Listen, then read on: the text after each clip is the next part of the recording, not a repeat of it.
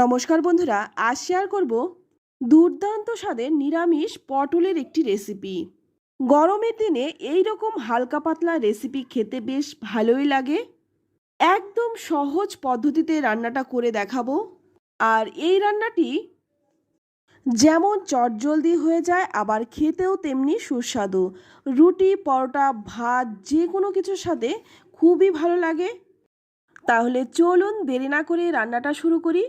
প্রথমেই এখানে নিয়েছি 250 গ্রাম পটল। এবার পটলের আমি খোসাটা প্রথমে ছাড়িয়ে নেব। পটলের গায়ে যে পাতলা খোসাটা থাকে সেটা একটা ছুরি দিয়ে চেঁচে ফেলে দেব। তারপর দুদিক থেকে একটু একটু করে কেটে বাদ দিয়ে দেব। এবার একটু একটু করে পটলের খোসাটা আমি ছাড়িয়ে নেব। তো এই রকমভাবে সমস্ত পটলের খোসাটাই ছাড়িয়ে নেব। তো এইদিকে দেখুন সমস্ত পটলের খোসাটা ছাড়িয়ে তারপর আবারও কিন্তু ভালো করে ধুয়ে নিয়েছি। এবার কিন্তু পটলগুলো আমি গোল গোল করে কেটে নেব। পটল আগেই ধুয়ে নিয়েছি, তাই পটল কাটার পরে কিন্তু আর ধোবো না। তো দেখুন পটলগুলো আমি কেটে তুলে নিলাম। এবার পাশে রেখে দিয়ে অপর দিকে নিয়ে নিলাম একটা পাত্র। তার মধ্যে নিয়ে নিচ্ছি হাফ কাপ মুগ ডাল। যেহেতু আমি রান্নাটা নিরামিষভাবে করছি, তাই মুগ ডাল দিয়েই রান্নাটা করছি। আপনারা কিন্তু যে কোনো ডাল নিতে পারেন। এবার এই ডালটাকে খুব ভালো করে 3-4 বার জল পাল্টে পাল্টে ধুয়ে নেব। তো দেখুন জলটা পাল্টে ধুয়ে নিলাম। তারপর এই রকমভাবেই কিন্তু ভিজিয়ে রেখে দেব অন্তত 10 মিনিট। ততক্ষণে এখানে কিছু মশলা বানিয়ে নেব। তো মশলার মধ্যে প্রথমে আমি আদা, কাঁচা লঙ্কাটা বেটে নিলাম। এবার একটা টমেটোটাকেও বেটে নিলাম। এবার সম্পূর্ণ রান্নাটা করার জন্য কড়াই গরম করে নিয়ে এর মধ্যে দিয়ে নিচ্ছি 1 চামচ সর্ষের তেল। এই তেলের মধ্যে দিয়ে দিচ্ছি সামান্য একটু লবণ আর দিয়ে দিচ্ছি খুব সামান্য একটু হলুদ গুঁড়ো। এবার লবণ আর হলুদ গুঁড়োটা দিয়ে ভালো করে একটু নেড়েচেড়ে মিশিয়ে নিয়ে এবার এর মধ্যে দিয়ে দেব কেটে রাখা পটলগুলো। এবার পটলটাকে কিন্তু 2-3 মিনিট সময় নিয়ে খুব ভালো করে লালচে রং ধরিয়ে ভেজে নেব। তো দেখুন পটলগুলো কিন্তু খুব সুন্দরভাবে ভেজে নিলাম। পটল ভাজা হয়ে গেছে, এবার তুলে নিচ্ছি। তো পটলগুলো ভেজে তুলে নিলাম। এবার ওই কড়াইয়ের মধ্যেই দিয়ে দিচ্ছি আর 1 চামচ সর্ষের তেল। তবে এই রান্নাটাতে কিন্তু আমি আলু দিয়েছি। আপনারা যারা আলু খেতে অপছন্দ করেন তারা কিন্তু আলুটা বাদ দিয়েও রান্নাটা করতে পারেন।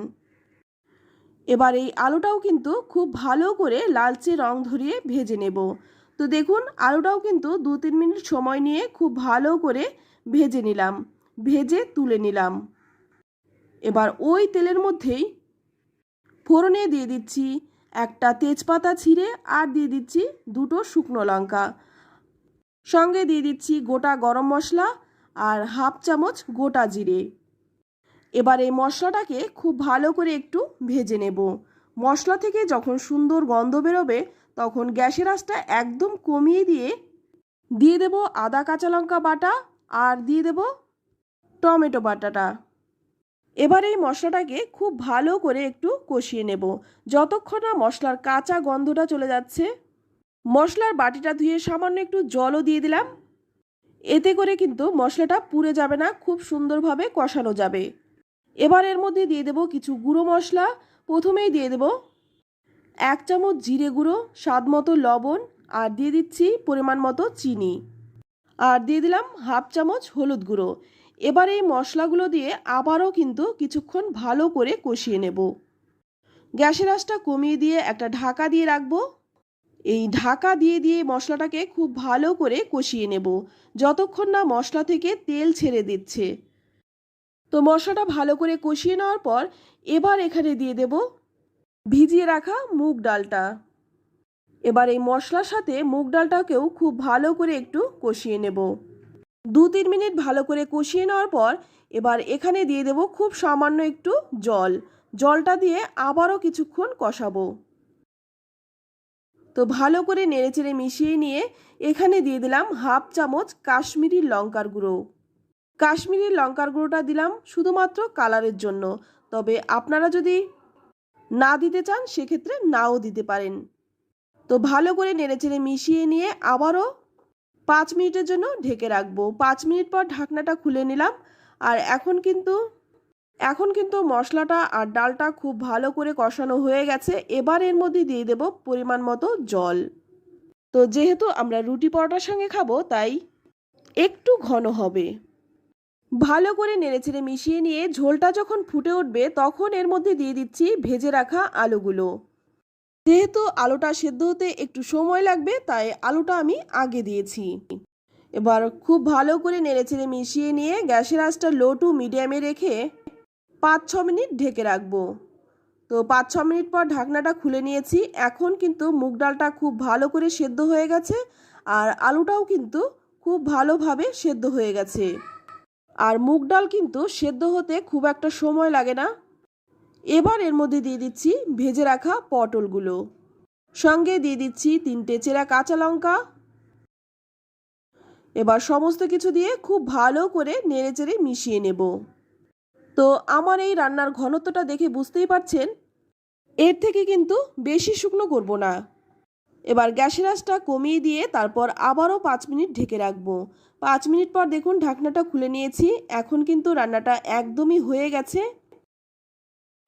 এবার ভালো করে একটু নেড়েচেড়ে মিশিয়ে নিচ্ছি। তারপর নামানোর আগে দিয়ে দেব 1 চামচ ঘি। তো আমি শুধুমাত্র ঘিটা দিলাম, তবে আপনারা চাইলে ঘি গরম মশলা দুটোই দিতে পারেন।